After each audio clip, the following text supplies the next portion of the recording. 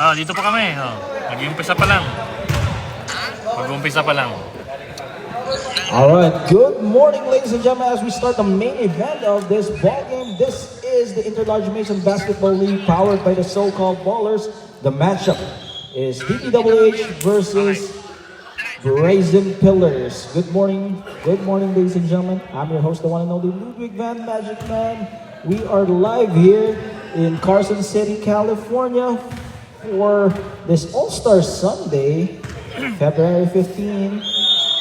As our committee for today is Brother Harlem Ruiz of Clarence R. Smith Daylight Lodge and Tito Jessel Navalta, together with our referees, Ref Janet and Ref Lanny, as we start the opening tip-off. Brazen Pillars donning the green and white. As first basket goes to Leo De La Cruz. And Brazen Pillars starting with De La Cruz, De Villa, Ramores, Yutuk, and Yalong. As for DPWH, we have Fernandez, Musli, Valdez, Mayo, and Fabio. For the players to watch out here for, we have Derek Valdez of DPWH scoring 39 points in their previous game.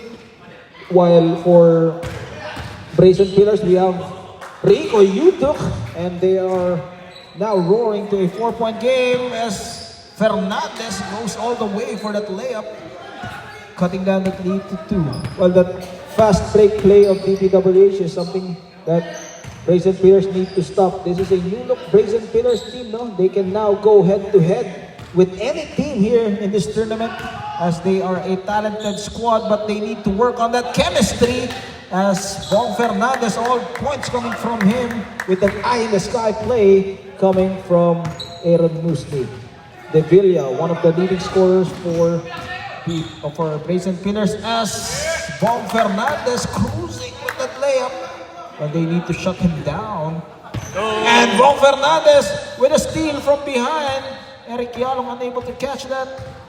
Dancing around his opponent, goes baseline, and Bong Fernandez 8 points for the Daredevil. Bong Fernandez. Well, this guy can score relentlessly. It's going to be an interesting matchup between Bong Fernandez and Axel De Villa. Both guys are athletic, both guys can score, so it's going to be a great matchup down the line. Valdez, 3-on-2 situation. Musli against De La Cruz, wide open. Derek Valdez, his first attempt on the 3-point area. He misses. De La Cruz with the board.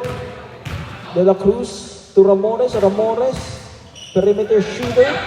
They have Rico Yutuk for his 4th point. Well, he was the player of the game in their win against Solomon Staircase. Brazen Pillars looking for their 2nd win here in this tournament as they lost against ALTP. Well, that was a disappointing loss against ALTP as Bong Fernandez scoring all 10 points here for DPWH.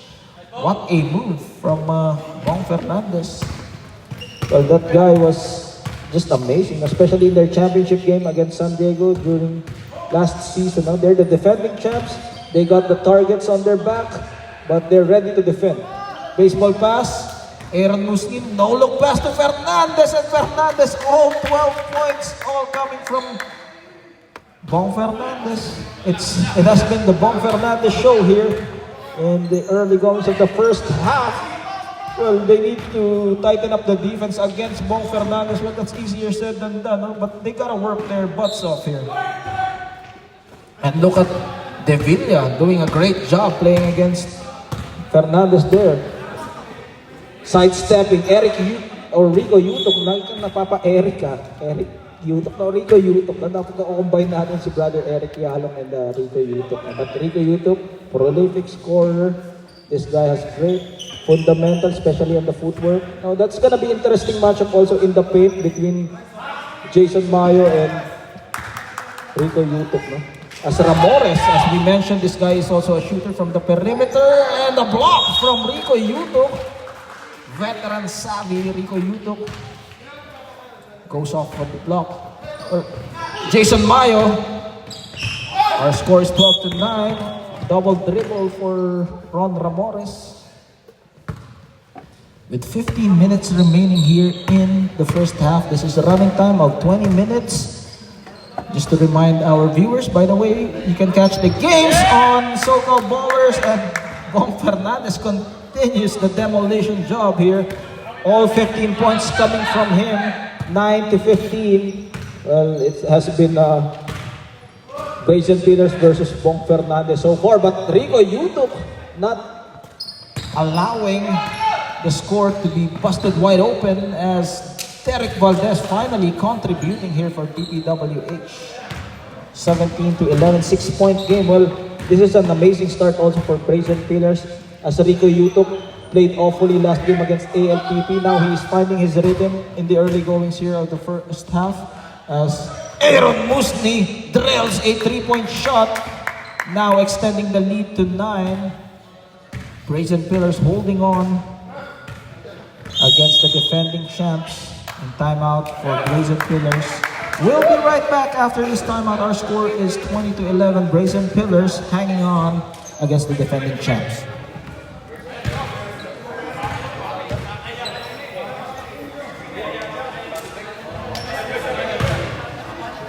Nine points. Lamang kayo, lamang. Pag nakascore ka, 9 points agad, automatic. I-add namin ka agad. Kanyang kalakas ang presensya mo sa amin, brother.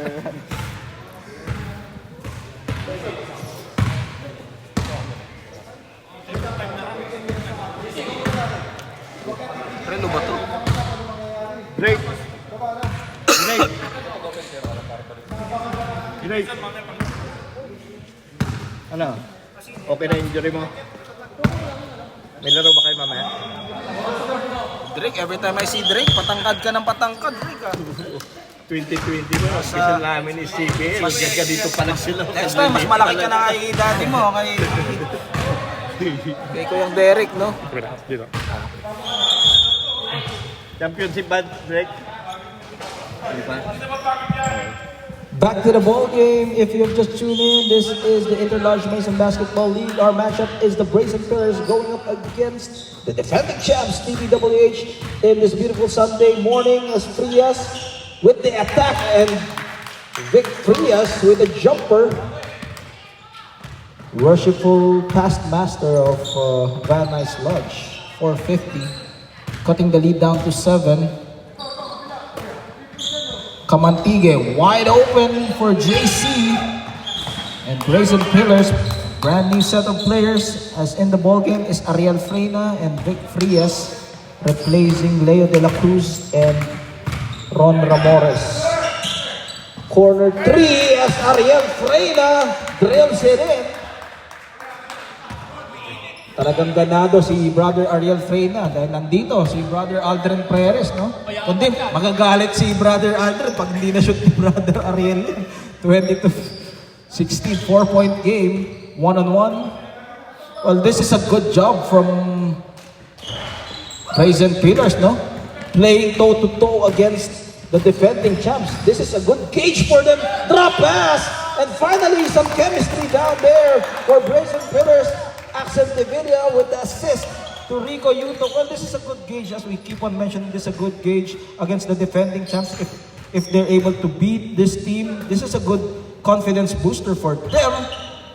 As we keep on saying, this team has a lot of potential, a lot of talent on their squad. And look at forcing the issue for Axel Devilla, but that was a good attempt for Axel Devilla. Of course, that's from Clarence F. Smith. Daylight lunge, but Derek Valdez hitting the 3-point shot.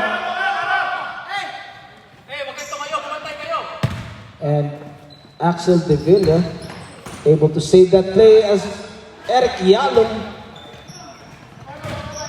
misses that shot, too strong on that one. Derek Valdez again will try to hit it back to back. Good defensive stop from Brazen Pillars. And almost a steal from Bong Fabio.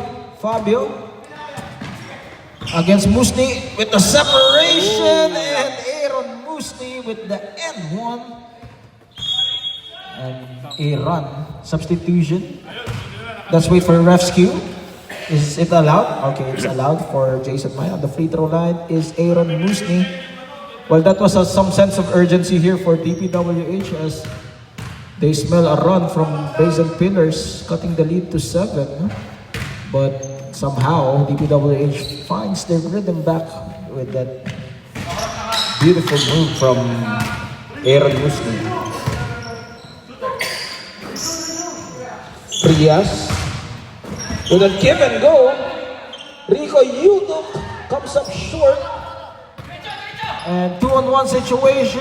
Aaron Musli goes all the way, extending the lead back to 10 as Axel De Villa showing us his scoring capabilities here. 20 to 28. Well, he needs to lead his team as Bong Fernandez makes the 3-point basket. Was that a 3? Yes, it was a 3. 31 to 20. 11-point game. And look at De Villa powering his way as foul will be called against Jason Mayo. Foul on Jason Mayo. That's his first foul. Or second personal foul. That can be huge down the line for Jason Mayo, no? As they will be thin in the painted area. As De Villa makes the basket. Well, that's the good thing about Brazen Pillars. Now in the paint, they have Yutuk who can make life things difficult for the big guys of DPWH. 9 points lead. With Yalung in the paint in the front court and Yutuk, it's gonna be difficult for the defensive stoppers in the paint with Mayo and Fabio.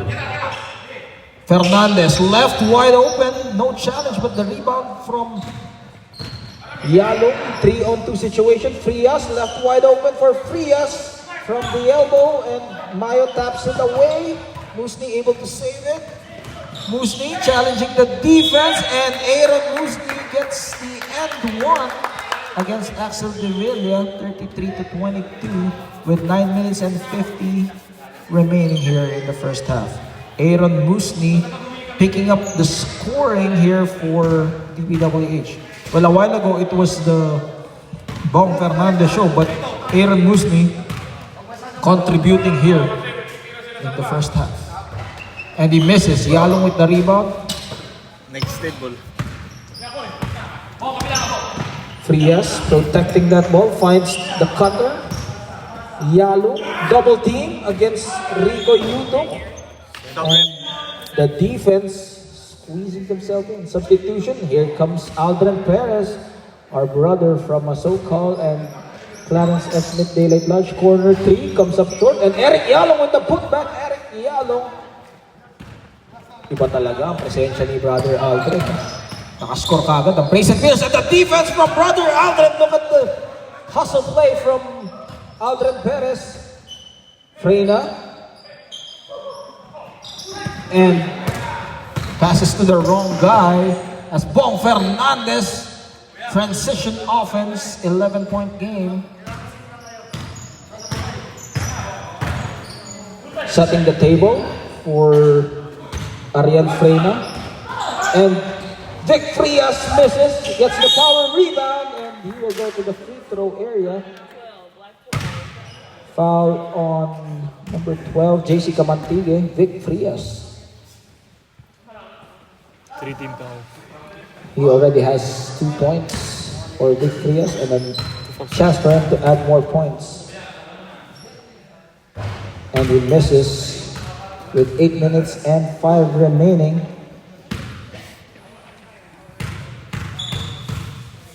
Of course, Vic Frias misses. No, by the way, no, Hiram awardee Vic Frias of Van Nuys Lodge. Corner 3 with a challenge. Good defense from Vic Frias, bothering JC Camantiga, and ball will remain with DPWH. Well, finally, Brazen Pillars showing some defensive fight here, because in their previous games they are having some problems with the defense. No, this time they're giving all against the defending champs, but Fernandez with the putback. Well, like we keep on mentioning, no, this is a good test in the barometer, because you're playing against the champs, and if you play a good game against the champs, then it could be something that you can use in your next few games. No? And they're still very much in this ballgame. They're just down by 13, and the defense, the physicality of Aldrin Perez. We all know Aldrin Perez physicality, no? He can play with a lot of That's the rough chop. angst and a lot of hard pressure. That's what he gives to this team, some pressure defense. And foul will be called against Brazen Pillars. JC Camantiga goes to the line, shooting 2. But like that, as we mentioned, no, this is what Brazen Pillars need, no? Defensive pressure, especially DPWH. This is their second game. The fatigue factor might play in, but it can also be something that can provide energy for them. So let's see what will happen. As he misses, Camantiga. Frias finds himself open as he goes for the attack. He misses, too strong on that one.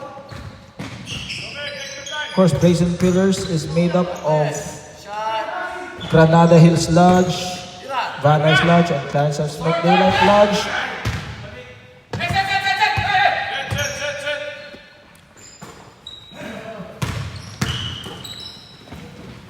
And with the steal, Anticipation from Ariel Freyna. 4-on-2 situation and a golden opportunity missed there for Brazen Pillars. They're down by 13, 24 to 37. but we mentioned that Brazen Pillars, no? A lot of potential, a lot of skills, but Jason Mayo showing us why they are the defending champs, 39 to 24 with 5 minutes and 20. Brazen Pillars missing the services of a lot of players, no? Because the main guys, Panghutko, B-Boy Ramos, and the spin move from Fernandez putting Perez down the floor, 41 to 24. well, yeah, like we mentioned, the injury bugs for Brazen Pillars has creeped up on them. 3 guys are on the injury list. Sialum comes up short. 3-on-2 situation. Musni, Camantiga, too strong. But they got the offensive board. Fernandez with 4 minutes and 30 decides to pull back between the legs. Step back. Battle for the loose ball. It will go with Eric, or rather Rico Yuto. They slow things down, finding Yalo. Half-court set. And Rico Yutok unable to catch the ball. Like what we said, those miscommunications are just chemistry issues that they need to work on for Brazen Pillars. They have been in this tournament for 3 seasons already. Of course, yours truly was part of the first season of Brazen Pillars, no? Kung inaabot nyo pa yung blue jersey ng Brazen Pillars, that's memorable, no? Rico Yutok goes all the way and he will get a foul against Jason Mayo, and that's his third. And that's oh, it's Camantiga. I thought that's the third personal foul of Jason Mayo. That could be huge. Timeout from Brazen Pillars. we'll be right back after this timeout.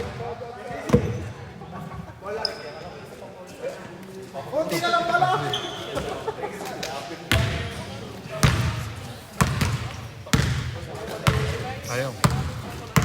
Ano? Yung running time.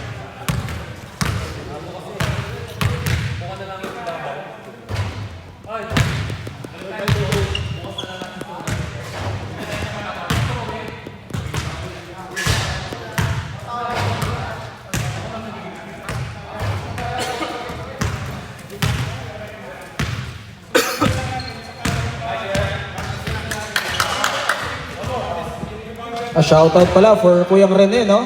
Kuyang Rene Pasco. It's nice to see you here, na? The Earth team badly needs you, especially in the paint, no? Hopefully, like we mentioned a while ago, the injury bugs for Brazen Pillars. But he could be huge for Brazen Pillars. Sayang.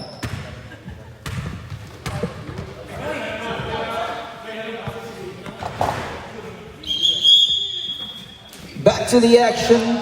You are watching the Interlodge Mason Basketball League powered by the SoCal Ballers. We are live here in Focia Park, Carson City. On a beautiful Sunday morning here, and on the free throw line is Rico Yutuk of the Brazen Pillars. You are watching the game between Brazen Pillars and DBWH. DBWH defending champs 41 and Brazen Pillars 24. And this is still a lot of time left for both teams. As Rico Yutuk misses his first free throw.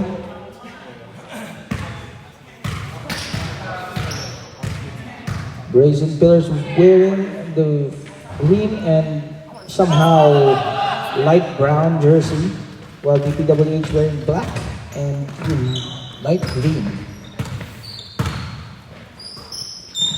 This is the main event of your 4-game headliner here in this tournament. DPWH looking for their second win, or rather third win, while Brazen Pillars looking for their second win, as they are 1-1 in the team standings. De La Cruz against Camantigue, kicks it out, cross court, pump fake, Freyna, Camantigue with the rebound, baseball pass, Aaron Musni against the double team, he pulls back, sees no friends, top of the key, Aaron Musni, swish for Aaron Musni, 46-25. Now it's a whopping 21-point lead. Well, it has been a 20-1 run here for DPWH, as they were held scoreless here, or rather just a 1 point coming from the free throw area. A while ago they were giving up a good fight against DPWH, but this is still a long ways to go, no? Especially Brazen Pillars, they still have a lot of energy. This is their first game, while DPWH, this is their back-to-back games, as Aaron Musni continues to score here, 48-25, with less than 2 minutes left here in this first half. Spin move, is that foul? Yes, it's the third foul of Jason Mayo. Well, they can capitalize that, they can exploit that, keep on attacking the rim, especially now that Jason Mayo is in trouble. And that was too strong for Axel De Villa. How many timeouts is Wala pa, hindi pa nag-timeout. DPWH? Okay, you still have timeouts left in this game now. Fabio at the middle with a runner from Mong Fabio.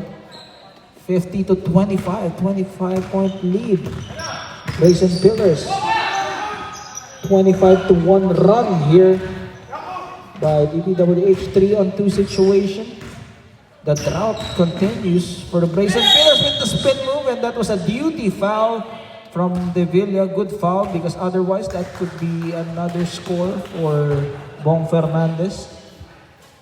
With 47 seconds left in this ball game. As we say, this is a running time, and it will continue to run on. Well, for Brazen Pillars, no, they can learn a lot from this game, but this still ain't over. They can make a run. 52-25. Bong Fernandez and Aaron Musni just keeps on giving that baskets. Rico Yutuk. Timeout for DPWH. They used their last timeout. More than 20 points. Running time. Time out. It's more than 20 points. You don't have to stop the time. Nobody's don't score at this point. Never happened. Y'all better score. I'm saying. Uh-uh. We're gonna lose one anyway. I know. So just lose it. Let's get that. Using the timeout.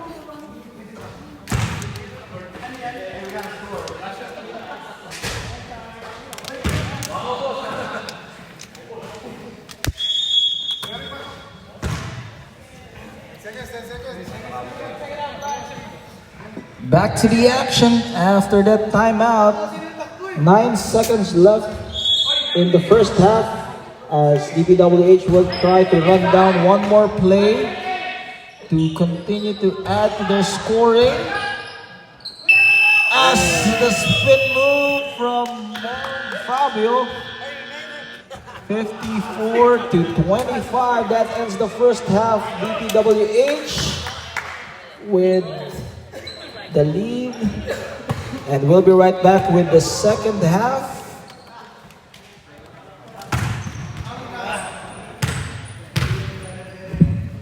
Welcome to the second half of this ball game between DPWH and Brazen Pillars.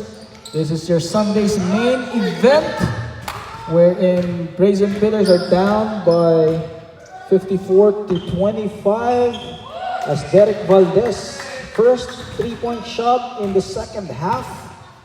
Brazen Pillars, what has happened there in the first half? Well, during the first few minutes of the game, Brazen Pillars was able to play toe-to-toe against the defending champs, but in the latter part of the second half, DPWH pulled another gear as they roar to a 20-point lead, and that was history for the first half for DPWH, led by Musni and Bong Fernandez. For Brazen Pillars, they have a lot of work to do, but they are being led by Axel De Villa, who has been their bright spark for this squad.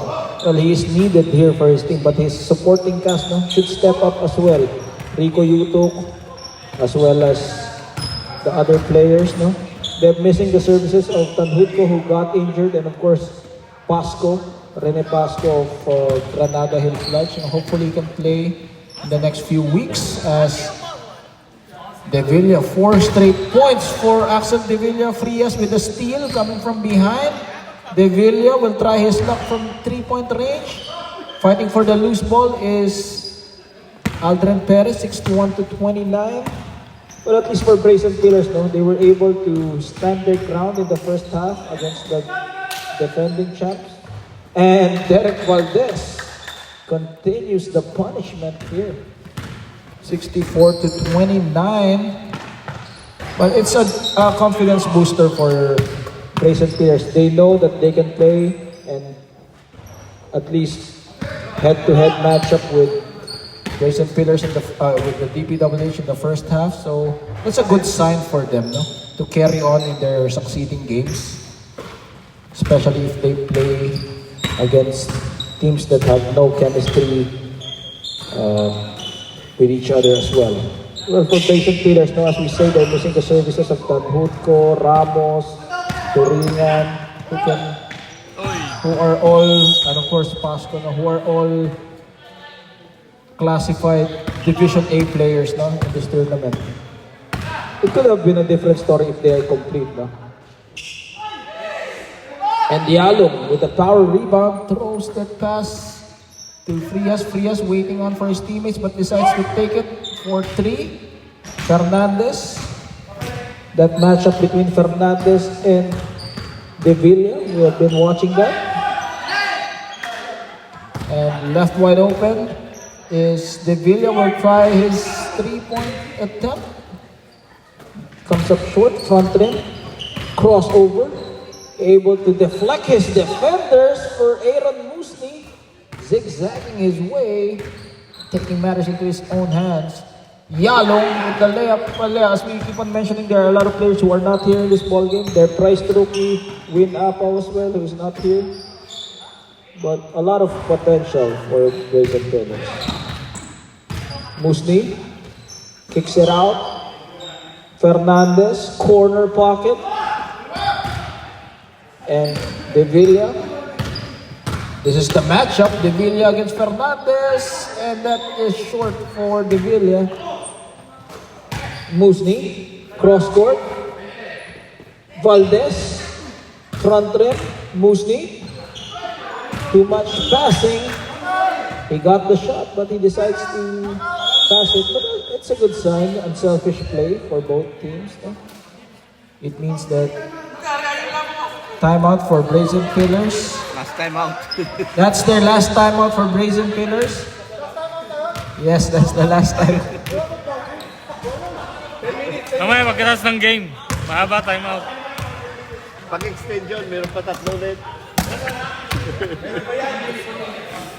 Pagkatapos yan, pagkatapos ng game, may daming time out.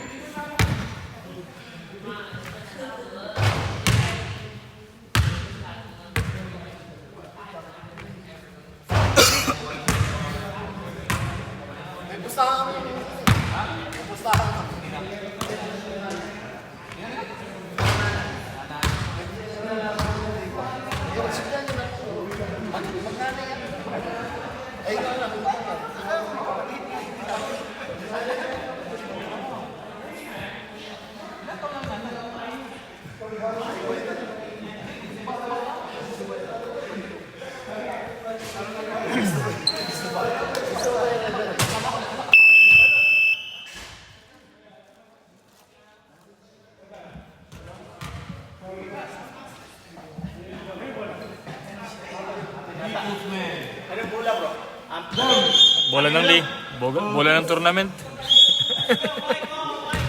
O, bola nyo nga. Ilan bang assist ko? Ha? Meron. May steal, may assist. Wala, hindi counted.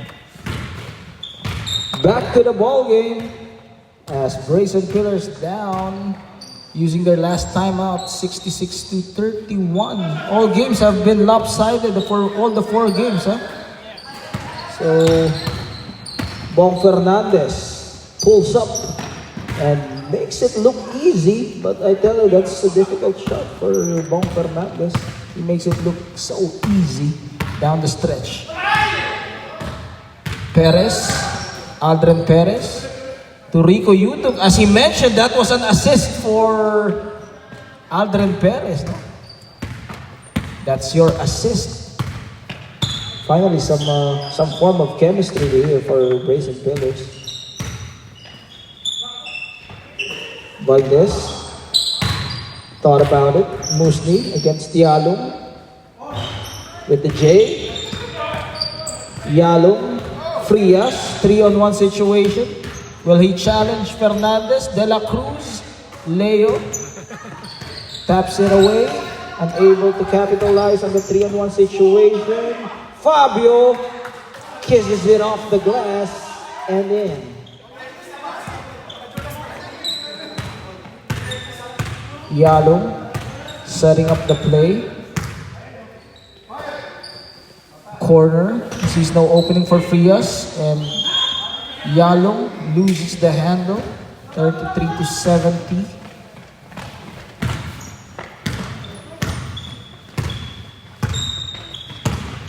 Zone defense here for Brazen Pillars. Corner 3, Valdez. All net for Derek Valdez, who has been lighting it up from the 3-point range. And that has been his the bread and butter, no? Well, that's the good thing about DPWH. No? They know their roles, they know who's the shooter, they know who plays in the front court, in the paint, they know who are their slashers. Nag-dribble.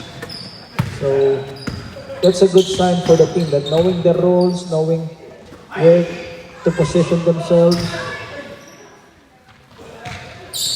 Perez, one-on-one against Fabio. Perez, behind the back. And a turnover for Adrian Perez. Crossover for Fabio, and foul will be called against Yalo.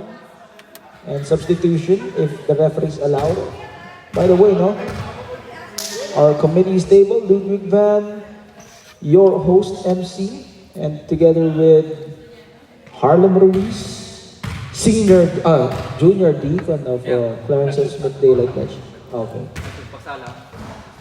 And of course, Jason Navalta, ang tito ng tournament na ito.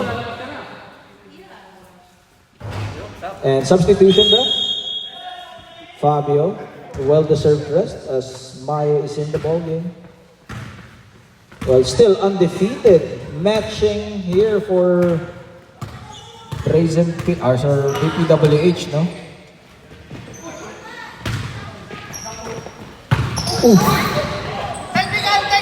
hit on the groin area for Leo de la Cruz. Hopefully he's okay. He's down and Buling ka. he hit the crown jewel, I think. Or no, it's in the leg. Cramp. Cramps.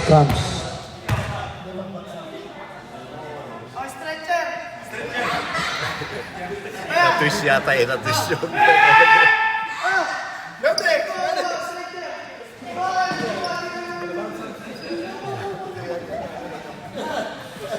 And that's a good thing that he can stand on his own for Kuyang Leo, no? Kuyang Leo, glad that you're okay, at least. And at least di tinamaan yung crown jewels, no? That's the most important. Kasi kung tinamaan yung pinaka-importanting parte of being a man, no? Manhood, naku, huwag naman sana, no? Matamaan na lahat, wag lang yung pinaka-importanting bagay, no? Of course, we are PG-13, so back to the action. Zigzagging his way, Yutuk comes up short, no? Yutuk started off good here in the first half, no? But he was suddenly shut down. Well, he needs other scorers as well, no? Like Devilla and the other guys were Brazen Pillars.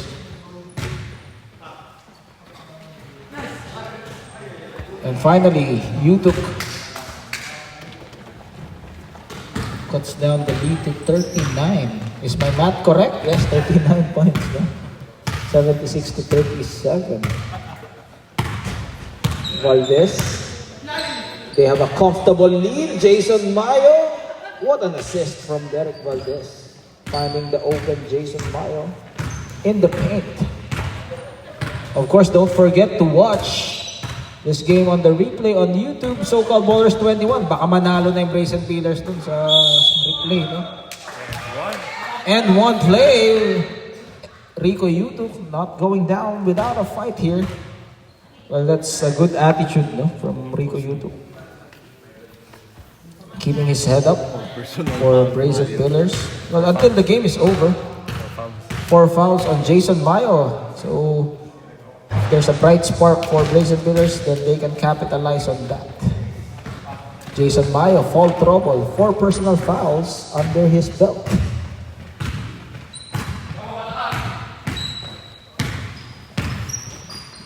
Cross court, Valdez again.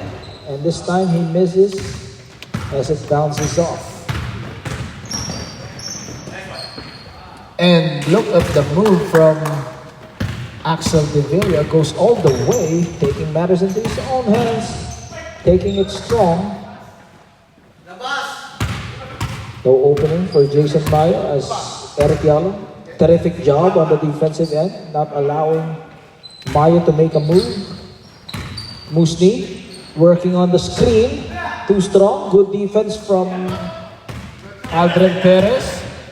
And look at the sidestep from Devilla. 44 to 76 with 7 minutes and 18 left here in this ball game. And different injury substitution for Jason Mayo. Hopefully it's not gonna be too serious because they will be needing him down the stretch, especially against tougher teams like Pakrim and MOT. No? A while ago, MOT flexing their muscles with the win, as well as, of course, the DPWH winning, traveling violation.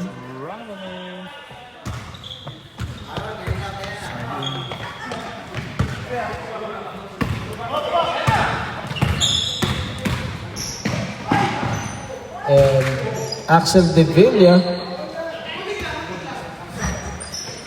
Oh, that was an injury scare for Axel Devilla. No. Brazen Pillars have been having injury problems so far in this season. They have a lot of players down. No? Trying to bother JC Camantique, cross court. Valdez again, and it got a wedgie in the ring. Get another ball. There you go. Good ball. So Brazen Pillars ball. Bigay mo naman sa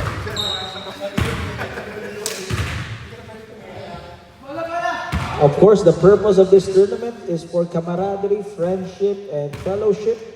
among the brothers. Of course, this is a Freemasons League only, exclusive to brothers here in SoCal. As they say, this is a big club and you ain't in it. Between the legs, 1-on-1. Perez against Musni, cross court. Kamantige, corner 3. Front rim. Valdez picks it up and Valdez knocks it down for another 3-point basket. Good to see a Derek Valdez 79 to 48. Stretch forth on that layup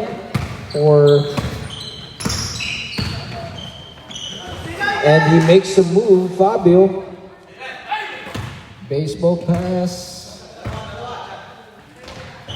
Rico Yutok continues to miss here. Kamantige uses the glass, banking it in.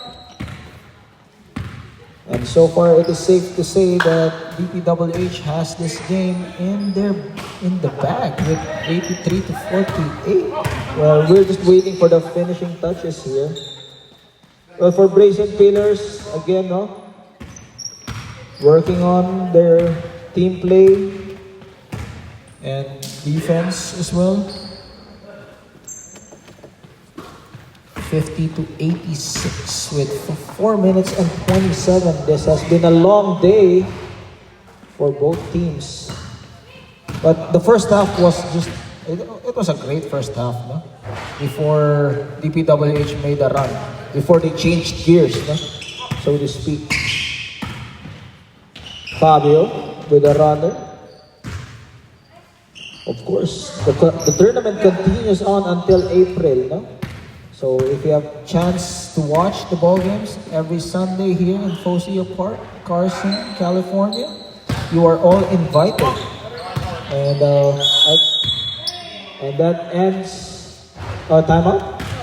The game is over as it was a lopsided victory for DPWH against Brazen Pillars, and hopefully Brazen Pillars bounces back in their upcoming games. Magkano assist mo? We'll check. Di ba?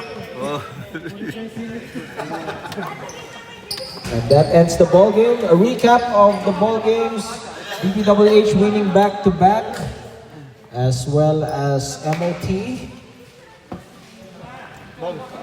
And player of the game is Bong Fernandez of DPWH. That first half was just amazing for Bong Fernandez. And that ends our coverage here in Carson, California. This is the Ludwig Van together with Harlem Ruiz and Jessel Navalda. Good day and happy weekend to everyone. See you at the next gate.